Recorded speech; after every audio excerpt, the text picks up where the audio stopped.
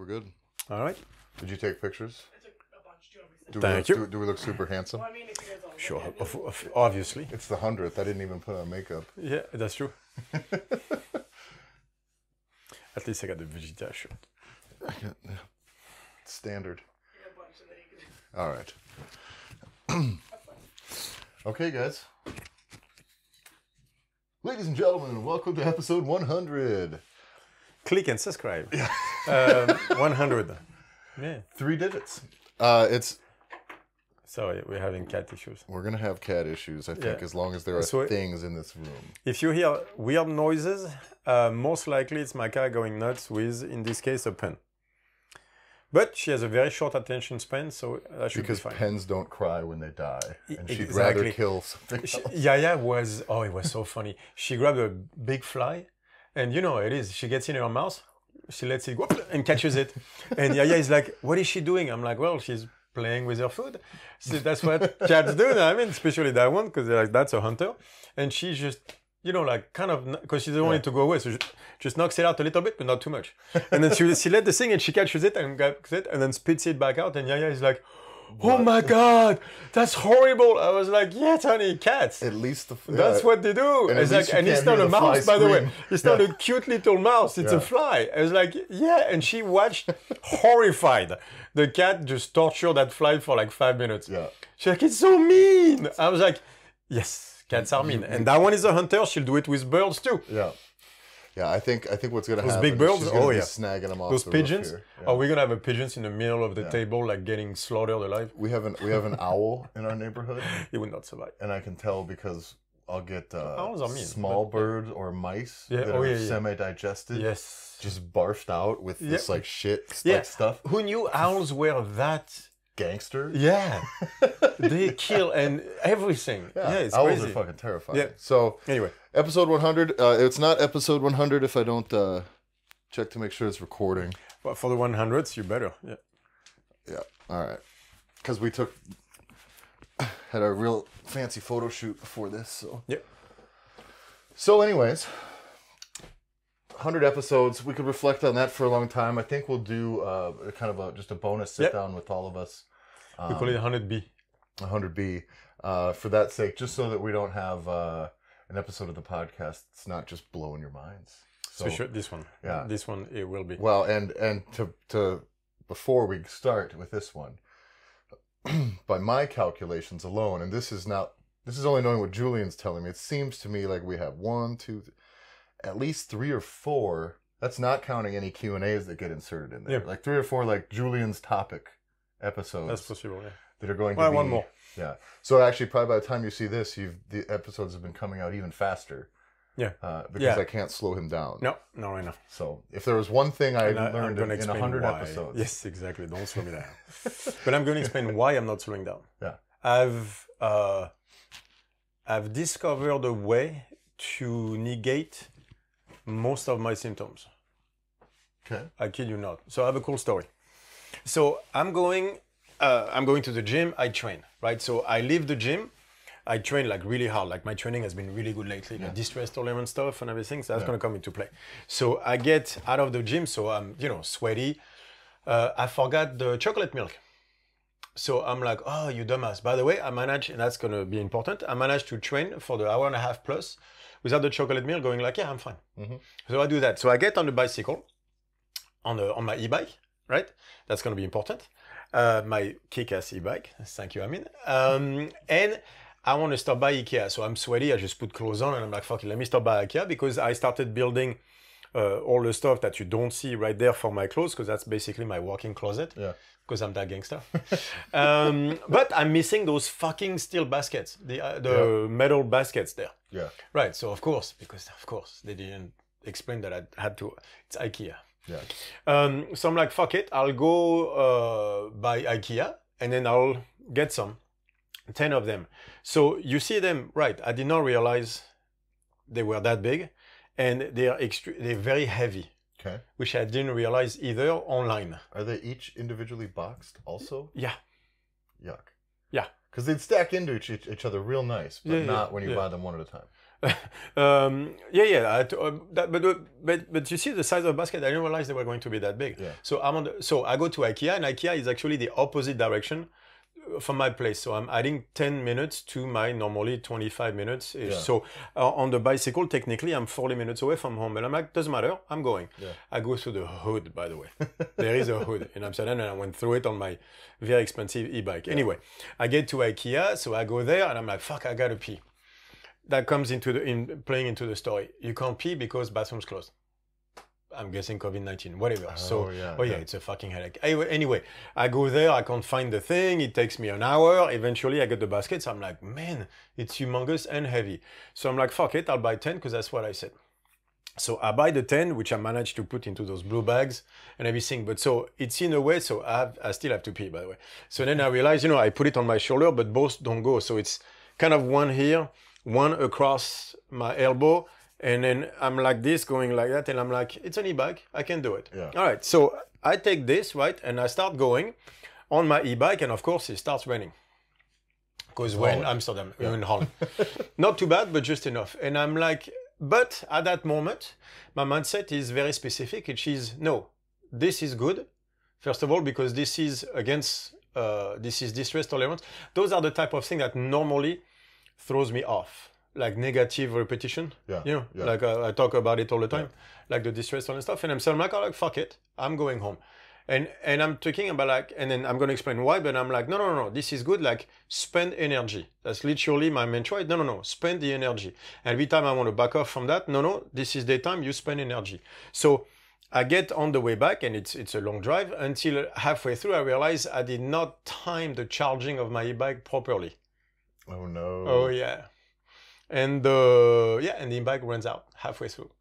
So with the stuff there, biggest thing, while having to pee while it's running. And an e-bike is heavy. Pedal, and it's a heavy ass bike. And it's a heavy ass bike with the fucking thing on the side and everything.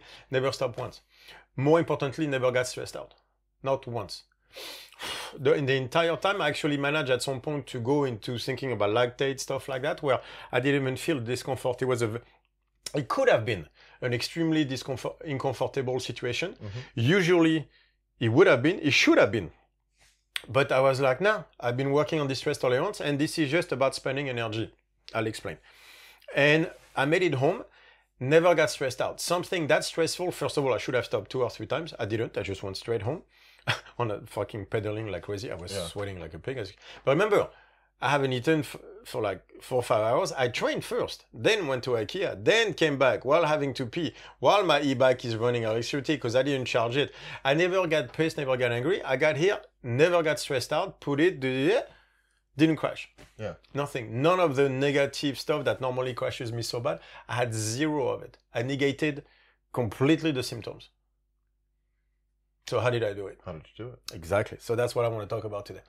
And so that's extremely interesting. So I've increased my distress tolerance, my capacity, but the key is not enduring it. Mm-hmm. And that's very important. It's not about gritting your teeth and fucking puffing through the thing. Exactly. That's what people think it is. And that's not what it was, because he was uncomfortable, but never that feeling inside where I have to stop. Because that I can't take. It's like when I do holes, the second is there, ping. Mm-hmm. So that's what I discovered. It's not about enduring that, because that's not the way to do it at all. Don't endure that. In my case, anyway.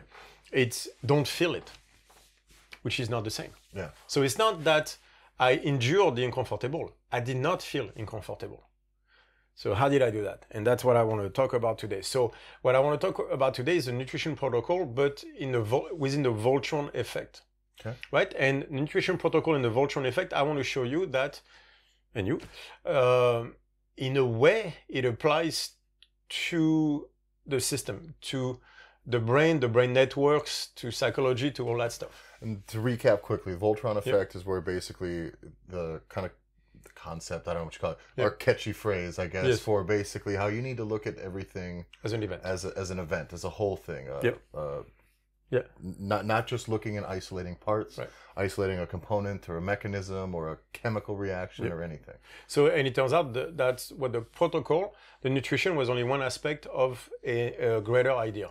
Okay. I've been working on that, but then suddenly, to me, was basically proven.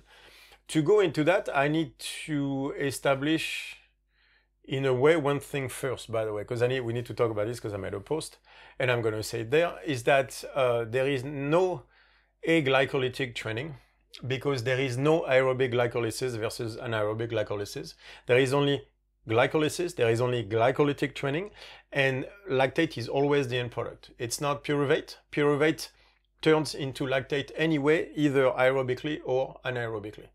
So that's going to be, that should be interesting. Yeah. That's something discussed very heavily in neuroscience right now, and we are about to cross that bridge finally, because for the since 100 years ago, we said, that scientists said that lactate was a waste product.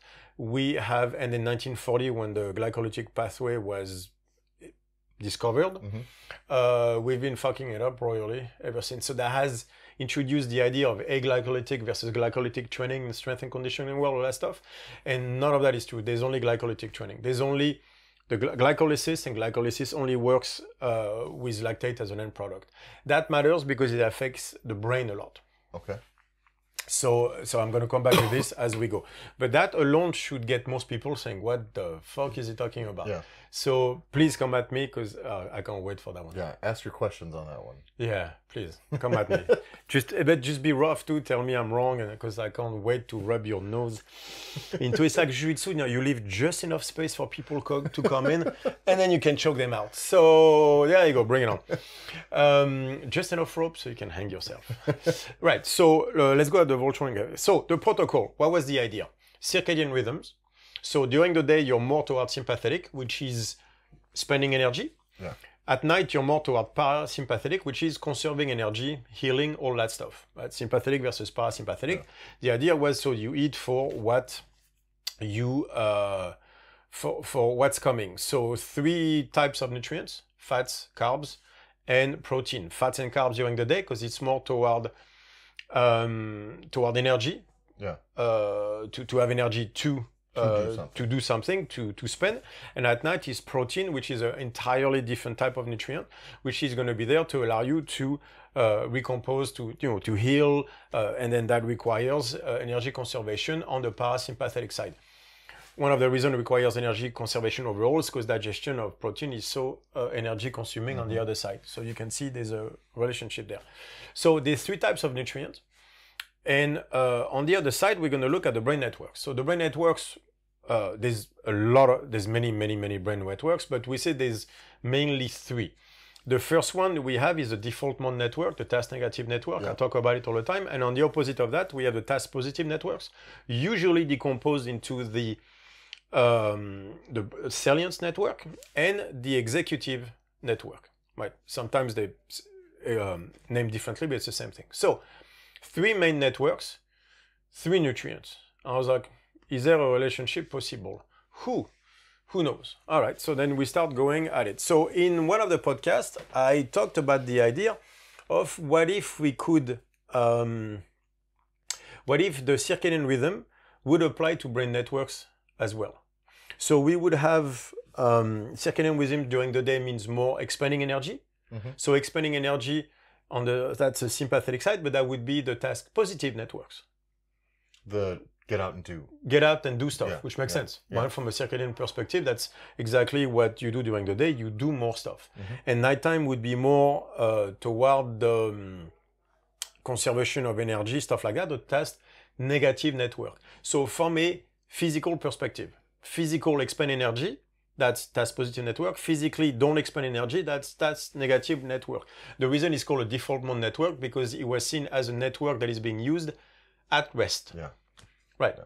So we start to see. So my idea was that maybe circadian rhythms apply to the brain networks as well. So that means it would be salience executive network during the day and default mode network at night. Seems to make sense, right? Yeah. Right. Okay, yeah. I'm like, all right. So, well, it also seems like that's going to be a thing that should have, if we're going to just use evolution as like the basis of this. Always, right? It seems like that is a very logical way for this to roll out. You know what I'm saying? That there's a function of the brain network. Yeah, exactly. There's a deficiency because these networks do coalesce. There are many parts of the brain that work together for a specific purpose, right? So if those things come together, they had to have done that at some point along with our consumption of nutrients. And so it does seem to just at a fundamental level line up with the way evolution would have processed that, right? Right. As at a basis, at an organism more simple than ours. Right. Exactly. So I was like, okay, so that's interesting. Also, when it comes to the brain networks, to further my idea, what's interesting is the default mode network is actually the time where the brain uses the most energy. Right? It was seen that's actually when the brain lights up the most is on the default mode network. It uses a massive amount of energy. So nighttime, when you spend less energy physically, you spend more energy brain-wise. During the day, when you do more, you spend less energy brain-wise. So it seems it's like that arch between the two. Interesting, right? All right, so then we're going to keep going further. Somatic errors. I swear after that I stop. Okay. We're just going to link those three because the triumvirate is interesting here. Ways to fix somatic errors. 3 of them. Change the prediction. Change how you feel about it. How you change feel the about world. Change the world. Change how you feel. Yeah. Right. So 3 nutrients, 3 brain networks, 3 ways to change the somatic errors. I'm like, all right, coincidence. Yeah. Right. You know me, I don't especially believe in those coincidences. It makes me look for something. Unless I'm talking about the moon landing. Right. All right, anyway, go ahead. It was not a coincidence, but okay, fine, whatever. We'll get to that part later. Right, so I'm like, all right, so let's imagine that the ways to go at the somatic error fits the network. Like it's never quite that simple, but just as an overall, so we can start phrasing things a certain way, right? I'm like, all right, because that's going to come into play culturally. Changing the prediction. So if you look at the Silence network, what does it do? The Silence network gathers data. That's for processing patterns. That's for... It absorbs the patterns. Right? It sees the patterns and it absorbs the pattern. But then, so you get the pattern in, you get the data in. Then you have executive network is you act on it. And then you have the default mode network, which is really dealing with all the stuff that you got during the day. So if you look at the default mode network, it's even active when you sleep. Right, so let's put it into in a Voltron effect type, function-wise. So that means that during the day, what would you need? You would need to gather data from the world and to act on it. Then you arrive at night, and now you need to process what you learned during the day and incorporate it, process it in the body and everything. So you go socialization, talking, understanding what happened and everything, into sleeping, incorporating all that stuff, learning all that stuff, but learning on a deeper level, and then start over the next day. Right. And looking at that from a brain-only standpoint too, is almost seems like it's just part of the tip of the iceberg, right? Because then we're talking all the physical processes that underlie this, but they're very similar, right? In that at night, what you're doing is resting, recovering, rebuilding, reincorporating, so it's the same idea, right? Exactly. All the, everything spent from that point, but during the day, it really is just fuel to be burned. Often, exactly right. Do, process. And remember, if you look at it, when you do during the day, your brain in a way is less stimulated. It's stimulated, but it's less active. So remember we said that there's a process versus gathering data. Which one do you want? So the Silence network is gathering data, but at some point you're going to have to process all that stuff. And so the processing requires the most energy. That's a default mode network. That's the one that requires the most energy. Now, what's interesting about the default mode networks, remember what it does. Episodic memory, social, judging where you are on a social level. You have sense of self, the me lives in it. You have the theory of mind in a way relating to others, empathy. You have episodic memory, story comprehension. So all the social stuff. You know what I mean? Story comprehension, episodic memory, placing yourself into a social environment and gauging where you are in it, so social evaluation in that sense. All the feelings about, your own feelings, right? That's a lot of it. Like, so who am I? I mean, that's actually in the default mode network. That's why the theory of mind is there, because once you know who you are, you know who the other person is, because they're not you, which is the first breaking that you have to do. That's the first thing you do. Yeah. You have to learn to do as a baby when you're born is what is me, what is not me. That's why they do all that stuff because they need to learn the difference between the two. Yeah.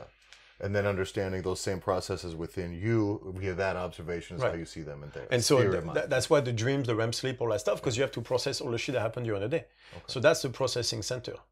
Okay. Right. That's gonna be very important. So that should be done at night.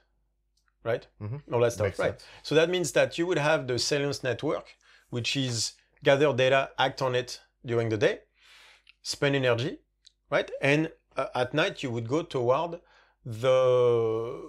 all the social stuff that represents processing the information that you gather during the day. And in that level, at that point, then the energy expenditure is mostly on the brain, then, right? Exactly. Mostly on oneself, and not so on the you're not body. spending energy. So it's not about, like we talked about in the past. It's not about energy expenditure versus not necessarily calorically. Yeah. It's about spending energy out in the world. Where do you spend it? Right. Yeah. So what if? Okay. So that means that. If we look at the protocol nutrition and we apply it to everyday life, that means that the day is spent to use energy, to spend energy. Mm-hmm. That's what the day is for, is to spend energy. Right. Nighttime, it's to go into that back off mode or where I conserve energy. Yeah. Right. So I was like, but that's very interesting because what if then going toward the default mode network, toward processing information, is like having protein during the day? Makes you sluggish. Mm-hmm. Right. All right. So You know what I mean? Yeah. So that means that a correct way from a psychology perspective to handle your day would be to look at things where you can spend energy. What can I do? What can I do? Yeah. Make your bed. Yeah. Remember Jordan Peterson, Joko, what's his name? All those dudes. Make your bed in the morning. Because it starts the day correctly, but what if actually it goes one step further? What if it's make your bed? It's not about the bed. I think we can all agree on that. It's about spending energy. Mm-hmm. Because why? Because you look at the bed and you go, ugh, not interested. What is that? Ugh, not interested. You're judging the bed. Yeah. Do I need to do that or not? Yeah. So it's about me. Yeah, and it's default mode network. And it is immediately falling into an energy conservation question. Oh, I don't want to. What do I need to? Exactly. What is this about? Exactly. Yeah. So, but what do you do this? You are reasoning with making the bed or not. What's interesting too is in most of those types of situations where you slide to default mode network and you are kind of, it is almost always not something that gets replaced with another act of doing either. By definition. It's not like I'm going to go, I don't want to make the bed today. I'm going to fucking get a mop out and fucking really clean it. It's like, no. You're not replacing that with a task. So you're replacing that with not spending energy. Not spending energy. So imagine now the number of times during the day, look it up, where you have a reason with yourself, you have made an excuse not to spend energy, even though the energy was infinitesimal. Yeah. You know, like picking up that glass and putting it there because it's close to the edge, because it should go over there. When you get out, you take the plate, the number of times you looked at it and chose not to, because you chose not to spend energy. As a person regardless of how much energy that would spend. As a person who lives that life pretty hard. Right. Exactly. That's really fucking interesting. Because also, an observation that I would make about that too is that is, it is absolutely like I'm trying to process where I want to go with this here. No, but that's because we're going to go very far. Exactly. But you know what I mean? Exactly. Yeah. Do you know what I mean? Yeah. You can recognize that because I do it too. So that's distress intolerance. Distress tolerance not high enough because you're looking at it going like, I need to do this. But what I want to point out is that it is energy and stress intensive still, just in a different way. And that's what I want to know is that I don't feel like when I've done this with almost school work, like lots of things forever, right? Where it's like, no, I'm not going to do this. I need to do it. I'll do it later. I'll do it now. Exactly.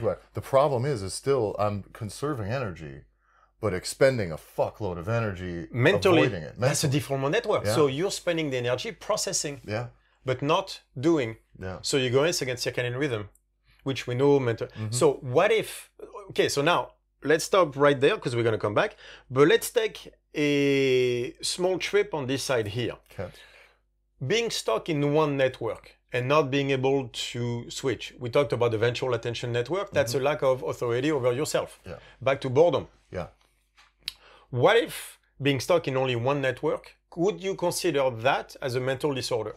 I think absolutely. If you really work out what the behavior is like on that level, right? Like, yeah, absolutely. Right. So let's imagine being stuck in one network is a... Let's specify though, right? So let's say this being stuck mostly in default mode network. Is that going to represent itself as, what do you suppose? Okay. Anxiety, So, depression? Well, okay. So first of all, let's talk, yeah, because I'm going to be very precise on this. Let's talk about distress tolerance. Okay. It creates distress, but the idea of spending energy becomes distressful, becomes almost painful physically, which is why you try to conserve energy, but end up spending mentally anyway. And we talk about like that you're stuck. very specifically as a symptom of anxiety. Of anxiety. Yeah. We know that specialization in a specific part of the default network, not the whole thing, but a specific part of the default mode network is addiction. Addiction is a specialization into either the ventral or frontal part of the default mode network. I have to check, I can't remember. Right. So you see something there. Now, so I'm going to associate the default mode network with the ways to fix sympathetic error. Is it changing prediction? No. Is it going into the world? No. It's changing how you feel. So imagine someone who cannot change a prediction. No matter what you tell them, they cannot change their mind. But they never act either on whatever they're complaining about. So they keep staying in the same stuff, and it's continuously about, oh, this is how I feel. Or all they want to do is change how they feel about a situation because of an incapacity to either act on it or change their mind on it. Does that sound like social justice warriors out there? Yeah, absolutely. Right. So what do you see? Can never change their mind, but never act on the stuff. They go in groups and yell, but that's all they do. Yeah. And by the way, why do they yell in groups? Because they allow them to be in an echo chamber that allows them to feel better about how they feel. It's more of a validation of yourself. Exactly, right. So what do they always say? Microaggression, this is how I feel. Yeah. They refuse to take into action I am offended. Yes, but I as in me. Yeah, you offended me. Yeah. They always talk about me, not I, because I represent action. Yeah. And they never take actions, if you look. Yeah. They don't. They find ways. Look at the left, can only pick fights that they know they will lose.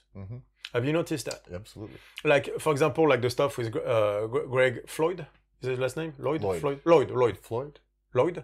Greg Lloyd? Greg Floyd. I'll get Sorry. it wrong. And by the way, I'm on their side. Yeah. Like, let's torch everything to the ground on that one. But if it's about police brutality, you win 10 times out of 10. Like, by the way, finally, even Rush Limbaugh said it. Yeah. Fuck me. Like, we had the chance to go at police brutality and change the police culture in the US, which is sorely needed. I lived here for 15 years. Absolutely. And instead of that, they went white privilege, which you cannot win anymore because we don't even know what that means. I mean, I'm sure some of you do, but you can't do anything about it. Like, inventing things to, like, it just doesn't work. It's what that reminds me? It's not an argument that you can win. It's also, it literally is a thing that you cannot go in and say, take these 5 steps and fuck it. Like, so you're not because you can't even define it. Yeah. You know what that reminds me? So it's a fight that you will never ever win because there isn't even terms to start. You can't even start it. That reminds me of that dude when I was in the movie industry as an intern who was like, he always talked about that one movie he would make. Of course, he never made it. You know that gym owner, he says, when my gym is ready, like I'll spend $2 million on it, but when my gym, and then he'll be that big, and then he'll be that shiny, and it'll be perfect. So that's what you do to not do something. Yeah. Have you noticed? That's the process of not doing something. It's the guy who talks about how he's going to fuck you up. It's like, you've already, like, if we're having this thing here, all you're doing is not fighting. Right. Why? Because they want to change how they feel. Yeah. That's what they're doing. So changing how you feel is the default mode network. So that means that every time you choose not to spend energy on something and you rationalize it, you are bringing yourself back into the default mode network, which I see in a way, in that sense, of a mental imbalance, if not a mental disorder. So being stuck... And it's something that'll feed upon itself over and over and over again. That's the main thing. That's the thing too. Of course, that's it does. Well, specialization. You can do like that. addiction does. Yeah. It only gets worse. Absolutely. It's a progressive thing.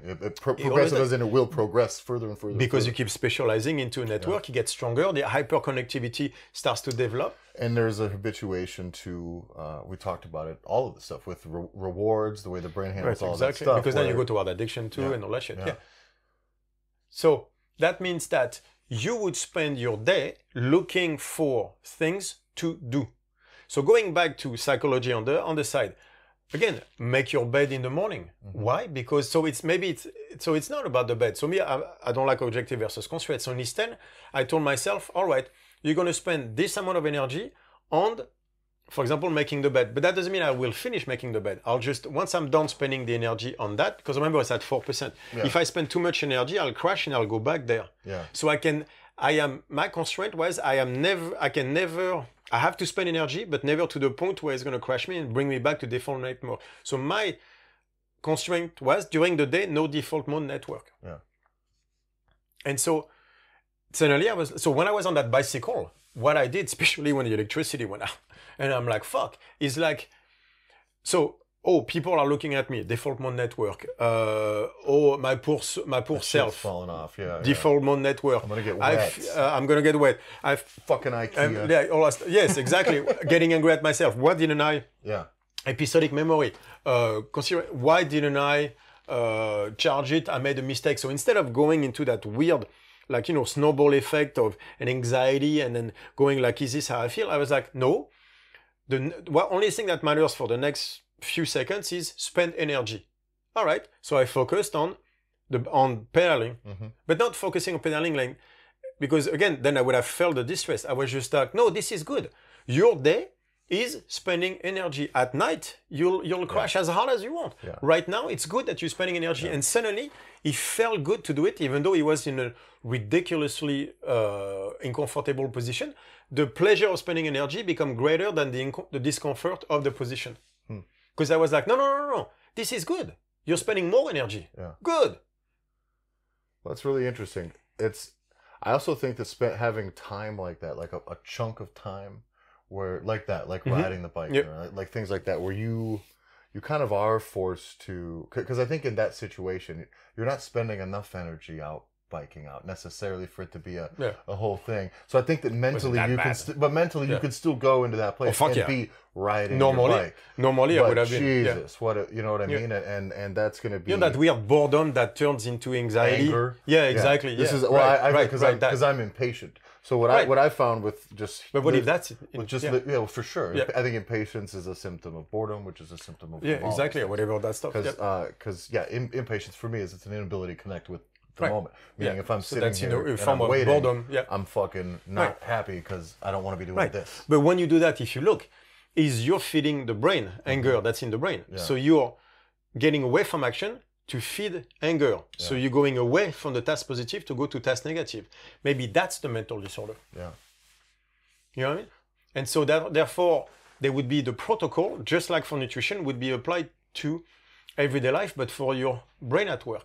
Because otherwise you're stuck into the somatic error constantly because you only have one way to fix the somatic error. But the problem with only that one way is changing how you feel. How long can that last? Because the world will impose things on you. Yeah. And also that means that you can never change your mind. You can never be convinced otherwise. Yeah. Right. And but you can't be convinced about anything. Why? Because you have no authority over yourself. So now you get bored. And now you're feeding the default mode network again. So you see how that could snowball out of the ridiculous snowball effect that this could have. Yeah. You know what I mean? So authority over yourself would be during the day, find something to spend energy on. That doesn't mean be miserable. Yeah. So today I finished this and then I took the stuff downstairs like I was supposed to, but by chunks. I didn't open and then did everything and just hated the world for 2 hours because, and I'm like, I gotta do it, I gotta endure. I was like, no, I took one thing and I took it downstairs and then I got up and I'm like, let me wash 2 dishes out of 5. Okay. Yeah. And then because that's the amount of energy I want to spend on this thing, but I have to continuously spend energy. And when I reflect on how I work best, too, the way that because working from home, it's very trickier, even working out in public. The way that I work is maddening. We've talked about it before. For most people, it works great for me when it works well. But what I find what works best is if I have myself almost multiple opportunities for distraction. Because what happens is, and it's not distraction it's not about mind wandering. I'll find a distraction if I pull out my phone, if I'm in the middle of something, just cause. Whereas if I have things to do, I used to do this all the time, I'd leave some nuts in a jar about 10 feet And then you behind go me. walk, yeah. And so I would just sit there and do my thing. I'd have But the that's music spending over energy. there. Yeah, Yes, exactly. exactly. So I would do this thing. It would be this mad pacing. And same thing with switching from one project to another. I'd be working on one thing, edit a thing, and then it'll be, boom, an idea for image or something we want to get for something else, and I would just go into it right away. Yeah. And that's things you can't do normally, I think, with the way we're taught in school and things like that. Of course not. So for me, that's it's a very interesting hearing that where that decision to spend energy, and that does tie in a lot with how when I'm doing my work, that is the way that it does feel to be the best for me. Because when I have to sit down and stay in something for a long time, my connection to it will fade. Exactly. And then I'll go straight default mode network. Straight tap. But so maybe that's the problem, is there's a pull toward a default mode network that is too strong. That forces you to constantly change things in order not to fall into it. So you found a way to negate to lessen the symptoms by going around it. So, but you could even go, so that means that, by the way, so again, but what was I find interesting, if you look even culturally speaking, so that means that if you start this way, you will see people that cannot change their mind on something. And you wonder why. That's so many people. Yeah. Like that's a network, you just can't switch. Like this is what you see today more and more and more, is people that cannot change their mind but cannot act either. That's what I see so much. The number of people that also plan to do such big things as a way not to do anything. You know when most people change their mind, that are in that way, that when they change their mind, it is when things happen to them on a scale that is so personal and undeniable that the world will finally uproot your whole shit. The world finally, you're like, oh, and then it's like, God, it's a life-changing experience. Why did it have to come to that? But it took the world to impose itself on you to a moment where you just cannot deny it. No, so now it becomes survival. And survival will switch you from the default mode network, because thank God we have those. Right. But so you could go, so that means that fats and carbs during the day, salience and and so that also means that the fats for the salience network, so fats for cognition, because we know and all that stuff, but protein toward helping the brain toward processing, which is what we see in keto diets and everything. Interestingly speaking, if you want to, so going back to the Voltron effect, autoimmune disease and nutrition, we saw that the carnivore diet, right? It's because they have autoimmune disease. So that means autoimmune disease also triggers certain types of emotion. So that means that if you want the carnivore diet because you have like psoriasis or autoimmune issues, that's interesting. But what if it's linked both ways? Because it's always a two-way street. That means that people that would go willingly into only the carnivore diet would have the mental disorder of being stuck toward the default mode network. Like they feel better because it allows them to be more less of an error. If you know what I mean? Well, don't you think? Because it's more of a specialization of the default mode network, which down the line would only screw you up. Well, because I do think if you're going to that, I'm trying to think of like nutritionally what that is. No, but put it outside of nutrition. Okay. Like if you were to choose to go only toward protein, make you and say, but I feel great. Yeah, but maybe you feel great because it allows you to specialize into your mental disorder. Yeah, and so it's pushing you. It's familiar. And it's pushing you further. There's a joy into specializing into that's where it gets, by the way, seat of addiction, default mode network. Yeah. So maybe it would push you toward a specialization in your own mental disorder, which I found very interesting. Because you could look, by the way, there is a relationship between emotion and autoimmune disease also. We know like stress will trigger it more and things like this. Yeah. And so you could see that the choice that we make might reflect, you think it's your choices, but actually might reflect a problem. Because remember, a healthy person would not be stuck in only one network. Yeah. There's three of them that you have to use. So this adds almost a whole other layer on top of when we talk about circadian rhythms and things like, and how bad it is to mess with them. Circadian rhythms and just that kind of nutrition / we kind of basically just used rest and exercise kind of activity. But then there's kind of one more other layer, which is like, where's your fucking head at? What network are you really in? Yeah, exactly. And that those things, they do need to align, right, with each other. Well, but based on the situation, based on context. Yeah. And that's the whole issue. Is what if you use the wrong... So if we repair one of those things, we're going to have this fucking dissonance going on. Exactly. And is that something that I'm guessing that there will kind of be tension to pull those together? There will be tension between the two. But look, what if you use the wrong network for a specific context? You have the wrong tool to work. Yeah. It never works well. There's always tension from there and somatic error. Using the wrong network, that could lead to a number of problems. So what if the protocol, the nutrition protocol, is just one aspect of an overall protocol that we're supposed to follow, and namely after the circadian rhythms? That means that your day should be spent activity, real activity. And read the 12 rules of Jordan Peterson. Isn't that exactly what he's saying? Stand up, shoulder back, present yourself to the world, make your bed. If you look at it past what he's talking about and go on that aspect, then you would find the same, which is spend energy during the day on the thing that have value to you. That's it's very easy to say that, right? I mean, that's kind of pretty commonplace. But I do think we were very, not narrow, but we were kind of basically fats kind of during the day, carbs during training and all those things. But this really is kind of a hard line that when you wake up your day, and I guess if you think about from what's the word? Anthropology, the way we would be a society hundreds, thousands or thousands of years ago.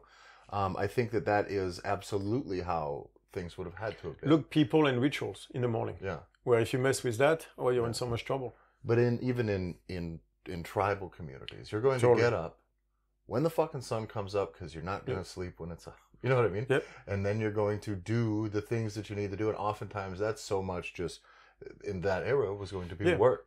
Lots of work. And we know scheduling and rituals help people actually do better. Like one of the worst things you see, people are retired or, they leave sports. Like how many athletes do we see that are retiring or, not the pro athletes that they were? They lose that structure. And the second they lose that structure, they lose everything. Yeah. Maybe it's because the lack of structure, the lack of you need to spend energy now, especially since they pushed it too far anyway. Now they have the backlash of that. Yeah. And they go like, well, I don't have to spend the energy, so why would I? And that sends them straight to the default network, and it creates a mental disorder in itself. And that's where you see depression. Because where is depression going to live if not in a... What is depression? It's not acting. Yeah. It's conservation of energy. It lives in the parasympathetic side, the dorsal vagus nerve. There's your, I bet you, and there's relationship between depression, circadian rhythm, depression, and default mode network. Yeah. Depression in a sense of me. We know that as well. So imagine if there's a protocol to follow for your life, not just nutrition. Yeah. It's actually how your life should go. Yeah. That's what I've been doing for the last month. And that's why I thought that with all that shit, that story was so cool, is I never got stressed out. I forgot about it, by the way. It's not inside me anymore. Normally that stuff, I can tell you precisely what happened. I have an extremely vivid memory system for those types of things. Yeah. I don't remember it. I had to remind me to use it in a podcast. Because the second I was done, 10 minutes after, the episode never registered. Yeah. Which for me, people, you don't understand what that means. Remember, I'm someone when I had the pool tournament, like my whole, my hands were sweaty to the point where I couldn't grab anything. Like I have the negative stuff just gets to me so hard. Yeah. Zero. And that's cardio, by the way. 30 minutes while carrying, I don't know, was 20 kilos of shit on an e-bike that ran out of juice. That's cardio. With an arm. By the way, and I did the entire time, I'm like, because I never let myself freak out. And every time I was like, no. And you know why I was doing that? Because like, no, that's expending energy. That's good. And by the way, I haven't eaten, and I didn't have any chocolate milk, and I have to pee. And none of this bothered me. Because I was like, no, you're spending energy. That's good. And then suddenly there was a control of that. So it's like, control your breathing. And I never freaked out, never go, oh my God, I'm so far. It was a revelation to me in a way. So this sounds like the makings of like a real wellness, a wellness protocol, if you will. Yeah. Where like it has to be a life protocol. Sleep, circadian rhythms, nutrition, brain networks, all layered on top, and things need to start to line up. And that idea of, therefore, authority over yourself, but how to do it.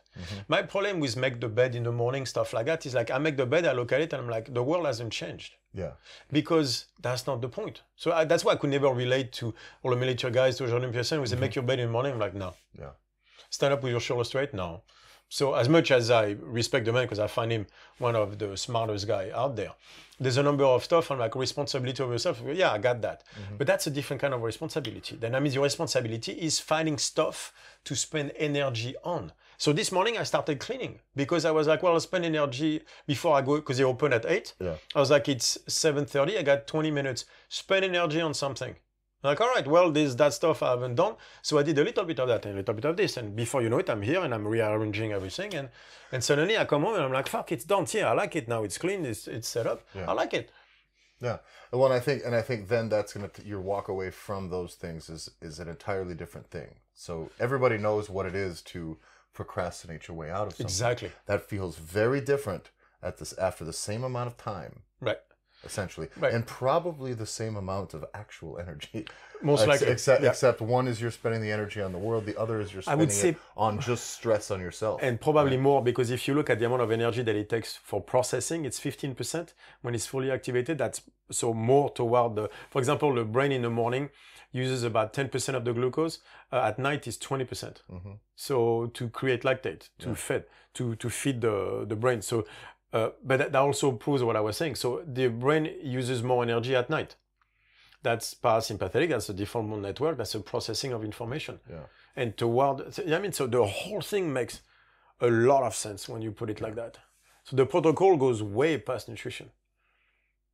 And so the day is spend energy. Like I was on about, just spend energy. Yeah. And so, but again, on the stuff that you need to do. So that doesn't mean enduring. No, I think there's all sorts of things that I think people can do with that time. It's yeah, because if you endure, remember, you go back to go a place. I mean, how about this? Describe this for me. What falls into that thing? Is it simply just kind of a task and task completion? Yes. Is it specific tasks? Does it have to be moving? It's need versus want. Is it just generally getting a thing? It's need versus want. Okay. What do you need to do? You need to train. You need to squat heavy. You need to, those are the stuff you need to do. You need to clean your house. You need to, those are the stuff you need versus what you want. Making the time to go somewhere and sit and read. Making the, so what all you of those need things. to So it isn't truly just energy expenditure in the fitness discussion. It really is just do a thing. Look at making the bed. You know you need to make the bed. But what you tell yourself is, yes, but I don't want to. Yeah. That's the difference. Is the need versus want. By the way, if I look at the default mode network, what do you see? You see episodic memory, social stratification, like where am I on the social scale, judgment of others, theory of mind, trying to empathize with the people that I see in front of me, sense of self, right? Sense of me. So sense of me in society. There's a list like that on the default mode network. Yeah. All of that, I just described social media. Yeah. If you look. Yeah, right. and most of thinking about the past or the future. Yeah, most of it's posturing and a lot of that stuff too, which is not action. So a lot of it is designed by neuroscientists to make you come back more. How do they do it? Moral outrage. Right. So, posturing. That's social. So it's morals, default mode network. Within the social status, that's default mode network as well. They go past, like episodic memory, story comprehension. Those are all the stuff they give you to make you come back. I just explained Facebook. Yeah. Hey, you look at that memory from a year ago. Yeah. Look at that memory for 2 years ago. Hey, you've been friends with that person for 5 years. Plus, then there's another reinforcement thing. Generally, like we talked about with you jumping onto the platform, you get onto the app. There's very specifically reasons and timing for the buttons and notification. That's a reinforcement. That's an attention but hit. It's a social stuff. Yeah. Because someone liked. Yeah. So connection to people. So the moment you get that little fucking dopamine reward of a notification, someone in the world did something with me. Why do you get the dopamine? Because exactly. Yeah, and you go to it. What you've done is nothing. Yeah. What you got was the reward, though you've done something, and it doesn't. So what did you do? You change how you feel. Yeah. So you just reinforce that thing though over and over. Exactly. And over so you change how you feel. You didn't act. Yeah. You change how you feel. You didn't change your mind on anything either. No. You just change how you felt. Yeah. Right. So we are back to the same place. So I think all of that is in a way a mental disorder that society is creating. Look at the the scientific world today, which is about making studies but not being able to make a correct conclusion. Yeah. It's about look at where the social justice warriors are the most active in universities. Because they're young. Yeah. Also, but it's also the perfect ground. Look at what the scientific world has created in universities, right? They created a world where it's all about, like one guy has an idea, everybody comes here, everybody's going to study the same, look, I'm playing with numbers kind of thing. That's what the study is. Yeah. Not making the conclusion, and especially not doing anything about it, not creating anything from it until they go into the private sector. Yeah. But most of the scientific field is about making studies and claiming those studies, and then the political thing about where am I next to the one, and that's a university, right? It's technocrats that judge where they are versus others. It's about demolishing the other person rather than you doing something great, right? So it's not about acting. And most of those academics, to change their mind, it's really fucking hard. And what do we see with the guys attacking us on social media? They can't, no matter what I say, I won't change their mind because they already made up. And they're not going to act on it because they're not going to actually confront me ever on it. All they're going to do is change the way they feel about life by insulting me. Well, I think on almost any subject, it's always like you need to ask a person, like, what is it going to take for you to change your mind? Like, what do you need to see? But maybe they can't, because that's a mental disorder that is being brought upon by the way we have built society today, between social media to all that stuff. So maybe that social justice warrior, we're so angry at them, they're just a representation of something we're doing as well. We're just paying the bill through those morons. Because it's the same mental disorder, and most of us are guilty of it because we do not have a protocol for everyday life. Yeah. How many people basically cannot do the work? Like, this is what I get upset. You hear me get upset all the time. People saying, they want me to tell them what to do. And I'm like, just do the work. And then you have the thing too is, where is that energy going? Right? Like, where is it going? Because you're not out there doing it in the world. You're not doing the work. Then what you're also doing is spending a bunch of energy essentially just stressing yourself, right? Unnecessarily. Right. Because there's times, I think, where you need to process things in this way, but not to everything and not all the time. But I bring the question too, is like, either you're spending the energy physically or you're spending it mentally. But so maybe the energy is going to be spent regardless. Well, but the other thing is though, what is it doing for you? And it's not, I don't believe it's doing you any good. And I think it is, and we talked about the concept of the matrix anyways in the past, is I think those things are kind of there to extract your energy, because I do think the more energy you put, mental to all those things, the more engaged you are in social media, that type of stuff, I do think that gives them an avenue to take from you via advertising money. You know what I mean? Like, see you and steer, like all of that stuff. And I just think that in general, that in your daytime, spending less time worrying about the default mode stuff, all those things that have nothing to do with you, all of a sudden you're going to have those things that you go out and do in the day, you see the benefit of. You get to benefit from. Imagine if that energy is there regardless, is being produced. It's going to have to be used. That's a conversation about the autoimmune system, saying that the sympathetic just turns back. Imagine that energy is being produced and have to be used. You can use it to start doing things physically, or you can use it starting doing things mentally, so the default mode network. Right? And so it's one or the other. And then you see that with, expanding energy. But that means that when you start to go toward the default mode network at the wrong time, somatic error and everything, then people feel tired, is that you are spending the energy to be tired. Because you're not tired. You're just blasting the physical side to tell it, don't do anything. Yeah. So you are making yourself tired, like, I can't do it. No, that's just a justification of you not wanting to spend energy. So the energy is still being spent. Yeah. You just found a way to spend the energy to feel tired. So you're not tired. Yeah. You're making yourself feel tired to stay within your specialization of the default mode network, which allows you to be happy into your world, where you get to change how you feel instead of changing the world or changing your mind, which is by far the easiest one. So remember when I say we are dictated to the parasympathetic nervous system? Way back in that online nervous system. So maybe it's that. Yeah. That works. I'm tempted to draw a conclusion to this or a correlation to this too, tie into me where though the need for the sympathetic fix would come in this case, right? So we have a lot. I think this default mode network bias is a thing that lots of people have a lot of. But then I think we also see people with similar symptoms. But to get out of it. Exactly. So is that pull for the sympathetic fix, the carbs, the sugar, all that stuff, is that because Maybe it's a disciplined attempt to get out. It's one more reason. It's one more call to be like, get the fuck out. Yes, exactly. And so, but then again, then you turn the to problem food is instead that, of action. Exactly, because you're turning to food, you change how you feel about it, which sends you back into the same place. Yeah. So you've made the default network more active by doing that. So the sympathetic fix is just a way to create more energy into your specialization. There, but then you sound, and that will relate to addiction, by the way. Yeah. Maybe we talked about last time. It's like drinking salt water. Just exactly. Yeah. You're just making the thing worse and worse and worse and worse. Yeah. Well, shit. So going forward, in the mornings. So find things to spend energy on. And again, it's not about enduring. Yeah. So it's not about making your bed. Yeah. I might not make it tomorrow morning. That's not the point. The point is, I have to be my body has to spend the energy. Otherwise, my mind will. If my mind will, I'll go toward processing most likely, which is a default network at the wrong time. That'll make me sluggish. I don't like it. Start winning. Then suddenly I go on Instagram because I don't have anything to do. And now I'm bored. And then I hate myself. And now it's 4 o'clock in the afternoon. And by the way, what happens when you get at night? Because you still haven't spent the energy physically. So now you're restless. You don't sleep well and back to it. Yeah.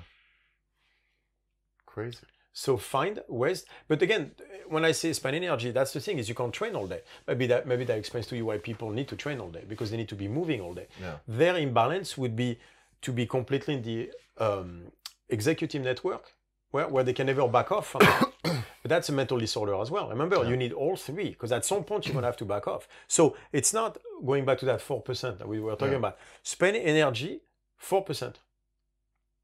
Like, spend that much time on making your bed, and then the second you feel you're going past the amount of energy you should put on it, then I'll come back. Yeah. I'll come back in 2 hours and finish. Right now, I don't feel like spending there anymore. What Julien's saying is work like I work. Work until you're bored, and then go do something else that you want to do. Stop before you're bored because that means you took it too far. Yeah, like, you know what I mean? You get to a point where you're like energy spent. I always go this way when things get slow, when I'm not solving problems quickly, or I catch this just drift a little bit. Then I know it's like different project. You know what I mean? Exactly. And I'm fortunate here where we have a wealth of different types of things. So I could jump to images, or I could jump to the cooking show, or I can get up and go fucking to the store. If you like them, with some people, like it's nice to have a clean house. So go clean something, go rearrange this, or but do something but the key is at nighttime, now it's time for processing. So now you don't get to have the carbs, the booze, all the alcohol that you go, so you don't have to process your life because now that's a mental disorder as well because now you're stuck in the same network. So that means that when nighttime comes about, now it's time to stop moving all over. It's time to relax. It's starting to talk to your mate or whatever, spend a great night and go to bed in the right mood and heal your mind and have a sleep for what it's supposed to be. It works both ways then. Yeah. That means you have to learn to crash at night. And the people that are more executive network based, if you look, they're incapable of two things they're incapable of doing: looking at themselves. Usually they just go. They can't look at themselves, and incapable of stopping, of crashing at night and going just relax and let's just talk. No, they have to keep on. The people are overworked and then work 16 hours a day and everything. They can never let go. Henry Rollins is like that. And he says he has machine social disorder. Yeah. Well, yeah. Yeah. I don't have that disorder. No, I think I bounce between a few variations. But he's talking about the social one where he can't even have friends because he doesn't he's literally constantly actually spinning out of exactly. But that's a mental disorder. But just the opposite. It's another network than the default mode network. Yeah. Well, shit. Well, that's pretty slick. We've got interesting. Yeah. So I've been working on that. What do we build from here? This is the question, right? What do we build on top of the this? protocol? Like literally, like this is where psychology comes in. By the way, exposure therapy. I also think that this will help cement. Exposure therapy is a big one because we can then start to cement some real actions and real thought work, I guess, to be done while you're actually changing your nutrition instead. You know what I'm saying? Yes, exactly. Instead of just getting a fucking plate with a very specific amount of macros that you then put in your face. and you go back about your day exactly as you would. And then you cannot expect your cravings to change, your training to change, your sleep to change, your mood to change. And if you just only replace this single variable. It's not that simple. It's not that simple. And it's also for those people, like, they go like, oh, I can move all day. Yeah, but can you crash at night? Yeah. Can you go default mode network at night? Can you? Because that's usually when those are the people are like either like that they don't consider friends, because like that social thing they can't quite get to it because they're stuck in the other network. So there's mental disorders on all three sides. Yeah. Like and the salience where you're too much in salience, which means you can't act enough and you can't crash enough and everything. That was me for a very long time. So you could see like you need all three. Yeah. So it's not that simple. It takes acting. So acting toward salience, which means cognition, getting the data, toward action, which is usually where I fail, and default mode network, which is known to be very hard for the autistic type stuff. So you need all three. I mean, you're going to learn to crash at night. You're going to learn to then talk to people and and not shut yourself from the world. And so social media would be at night then. Yeah. Well, there's no better sleep that I've ever got in my life, truthfully, than when I was working like 12 hours a day hauling brick in the sun. Yeah, exactly. You know what I mean? Yeah. Like there's a thing where from sun up to sundown, you do like some real just nasty like some real just energy work. And I had no real complaints during the day other than the work. Yeah. If you will. Yeah, but exactly. Like, you know what I mean? But there is a lot of just work. And when you get back, there is nothing. It really is like nothing is solved, but nothing matters. That is very interesting, though. The end of some of those days are some of the best, quickest sleep, the most knocked out. And again, you have the same problems. They just don't matter. Yeah. Because maybe they don't. Yeah. Because you're not in a network to actually make them matter. Which then, if you look at what the opposite of that is, right? Because then you're going to have all these things that aren't really fucking problems. And yet you're making them into a huge problem. So maybe because there was something about like many studies pointing that women have a tendency to go have a higher negative feeling than men, in the sense of that negative energy, they spend more time in it. But women are also known to be more in the default mode network for a simple evolutionary principle that they have to understand how to gather energy better than men, because the reproductive system is extremely expensive energy-wise. Yeah. And they live inside the cave and all that stuff, so they're going to be better toward the default mode network. More social than us, social competition is far more intense amongst women, stuff like that. So you could see the default mode network there. So that naturally would make you feel negative things more, because that's where the processing is about. Now, you're not saying there's any real difference in how we should approach this from men to women necessarily. Just that inherently, inherently, women may feel more of a pull towards the default mode network because that's just kind of right. So that means that women have to be even. So you'll see. What I mean is that you'll see more men. In that sense, if you look at a huge percentage, generally on a big percentage, you would see more men that would have a problem crashing at night, and more women that would have a problem moving nonstop. Yeah. Right. But that also explains, like, a lot of women, for example, like my grandmother, she would either clean the house or like continuously do something. Yeah. And be happy about it. But that would explain, like, women always think there's not enough time during the day, because naturally they know they have to move. They're more sensitive than us, and they just move continuously, which is probably way better. And then at night, it's family time with the whole crowd and everything. So I would think that women are far better in tune with this naturally than women, or at least used to be, because the world has changed. Now we're all in that weird place where we're all in the middle, talk to each other all the time. So the world has fundamentally weird, and then you have other fundamentally has completely, like, I think the world has fundamentally changed in the last 100 years. From nutrition to, if you look, men and women did not speak to each other. Not a lot. For 10,000 years. It's like, you're at work here, I'm at work there. You go home, there's kids, there's all, like either cousins, brothers, parents. And so when did you actually spend time talking to your mate? Not that often. And women didn't talk to men in general, because their job was different from the men's job. Men's jobs were hunting or doing stuff, so that's out there where you can't talk. Sign language, like all guys are. That's hunters. You can't speak. Animals will hear you or stuff like that. Well, women, they're there, they talk to each other. So you could see how, through evolution, we've evolved onto specific paths that we crossed not that long ago. Like, women in the workplace is like, 50 years now? Yeah. That's and I'm not saying it shouldn't happen. I'm just saying we're going to have to adjust. Yeah, that was the thing I'd heard. I don't know what it was, but it was like, this isn't to say that society is bad, but it is to say that there are certain things with which you have to account for and learn to adapt to. And when I look for these things systematically, I just look at what has changed in the last, well, I'll say very specifically, like 200 years. Because I think in the last 200 to 250 years, there have been a lot of things fundamentally that have changed about how we live as a species. Oh, yeah. That, like, more change in that regard that violates your evolution has happened in the last couple hundred years than in 10,000 before it. There's no question. It's crazy. Look at, for example, at 200 years ago, 20-year-old, you had 3 kids. Yeah. Well, look at the little things that you can do to violate circadian rhythm. Fly from Europe to California, straight shot. That was 100 years, like what, 1850s, 70, whatever it was. Yeah. So there's lots of these types of things. Those are the types of things that when I hear those, that's when I start thinking. I don't do life hack, like body hack stuff. No, but the circadian rhythms. But the circadian rhythms thing, there's some of those things like that where when we start getting into... I have at least like 6 papers about circadian rhythms and mental illness. Yeah.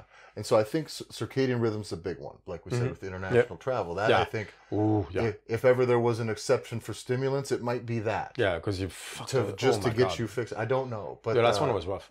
Yeah, but I think that there are numerous things like that. I also think nutrition with some of the chemicals we have. There's almost no way around looking at saying like this is, at least it's an unknown variable that we certainly did not evolve along with. And processed food, the amount of carbs that we have. 200 years ago, we did not. Like, all that, you can find that everywhere.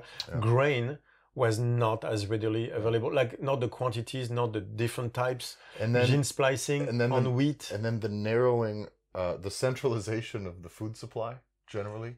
So now nothing's really regional anymore, hardly at all. There was 200 kinds of corn, types of corn. Now there's 2. Yeah. Yeah, shit like that. Yeah. So I think... that's when I start looking at things going, all right, now we do need to, doesn't mean society's bad, but we have to start to account for those things. Because we're not going to adapt at that pace. No, as a species, we'll be all right at some point. My body's kind of done adapting to shit but like even that, you know? that might not be true, because circadian rhythm, like all cells on Earth have circadian rhythms. Yeah. So maybe what we will have to adapt is as a society to not fuck up things we are now, circadian rhythm like we are doing now. But the problem is that might take us 10 generations as a society to do that. And those 10s are fucked. Yeah. So... Yeah, I only got this one. So exactly. So I'm like, I would like to understand it faster then. Yeah. So I don't have to fuck myself, for example. But yesterday's thing with the basket were a revelation for me. Because like, there's a way to do this, but not enduring it, not feeling it, which is not the same. So I think the way out of anxiety is not to endure anxiety, is to not feel it in the first place. Yeah. And there is a way. Because I've been working on that distress tolerance for a while now, through the kettlebell and a number of things, a number of exercises, in my training, in the cardio, and I'm like, this is working. Yeah. This and authority over yourself. So all the stuff I've been talking about for the last 2 months came to fruition yesterday. Yeah. And I was like, no. And I went on the bike going like, no, this is a good test. You talked about distress tolerance. All right, let's see it. Yeah. So it was very interesting because like at that moment, I was like, I decided, no, I'm going to make it work. Let me see how to do this. And then I figure out as I went. It was very interesting. All right. Well, we got some shit to build upon. Exactly. What are we going next week? Are we going to go? We won't tease anything. We won't be specific because Julien changes his mind or gets a new idea all the time. It depends on what I'm in the mood to talk about. We're going to really fucking stir the pot really soon, though. Oh, yeah. So, I'm going to make an entire video about the glycolytic stuff. Like, I think the title will be, There is no aglycolytic training. That alone goes against the entire Russian school, against most endurance coaches out there, against every single textbook in strength and conditioning or in school in biology. And yet I'm right. Yeah. By the way, I'm not right. Trust me, there's plenty of there's a guy named Schur, SCHURR, who is on the top of this from the last, 30, 40 years now. Yeah. And it's all there. It's just, the evidence has been there for the last, I think, over 80 years.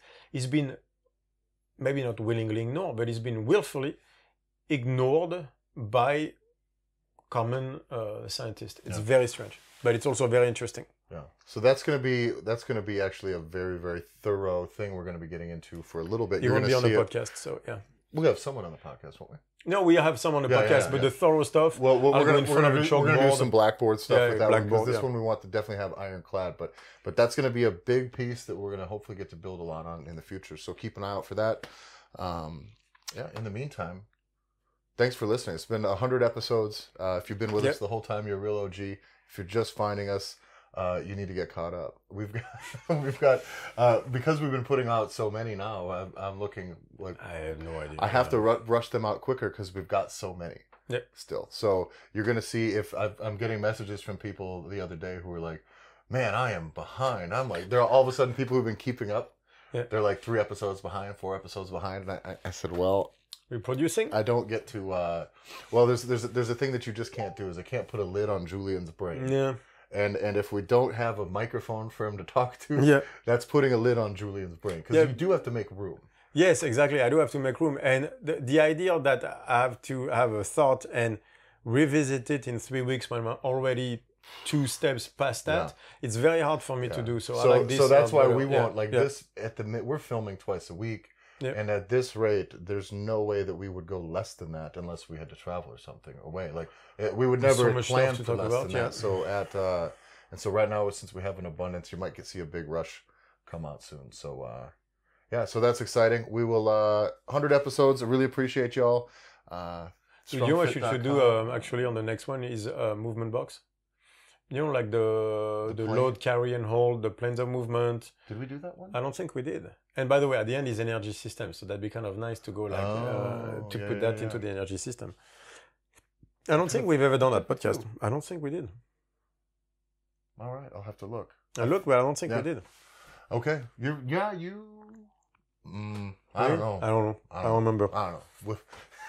I don't remember. So. We're supposed to know that. No, I don't. I do not know. People ask me what podcast did you talk about this? I was like, one of them, probably multiple. No clue. I wish I knew. No clue. And a lot of those I really wish I knew. The hard thing too. Here's a little tip. What's behind the scenes info with podcasts. Naming podcast episodes is fucking hard. It's even harder when it's podcasts with Julien. So the other one, it was a couple weeks back. We talked about some brief Q&A, but he can't really just say it's a Q&A episode because there's only 2 subjects. 80% of the subject was on kind of success and learning, Julien's experience. The other 20 was basically on sexual behavior and rights. These are 2 things. So what am I supposed to title that episode accurately? So I'm just going to name it what the bulk of it is, right? Yeah. The problem is, I think the sexual behavior and rights conversation is a really good one. Yeah. And if you ask me in 6 months when we had that conversation, I won't fucking know because it's not. Yeah, we'll be able to find it. Yeah. The problem too is, and that's this. It is a problem because not everybody is going to listen. You know, sometimes they listen to 40 minutes out of, and then they would miss because they don't know it's there. Yeah. So they go, I got it, and then they would miss the second part. That's a good idea, by the way. Good mention. We have been getting now almost in real time now episodes, like within a week or so of them coming out. The episode guides in the StrongFit library. So most of the new episodes and many of the old ones will have video clips or audio clips sorted very specifically selected of Julien explaining things. So if you do miss a subject or want to revisit, we have all the highlights and main points in there. So while he tunes out, you guys go to strongfit.com, strongfitequipment.com, or strongfitequipment.eu. Those last 2 websites, you're going to find sandbags and apparel. At strongfit.com, you're going to find the online classroom, all of our shit, all the seminars. We have the new 6-week coaches course is open.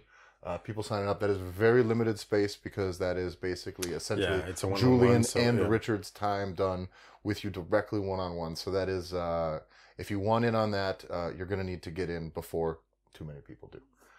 Everything else, Julien's fit template, functional integration training template is there in online classroom as well. And I think you can support the podcast at podcast.strongfit.com. I don't know. Join the membership area at YouTube. We got all the VIP stuff back there. I'm petting the cat, so I'm cool. Julien's playing with some pussy in the corner here while I'm trying. It's really distracting me. It's only pussy in my house right now. What's the it's the one pussy in my life.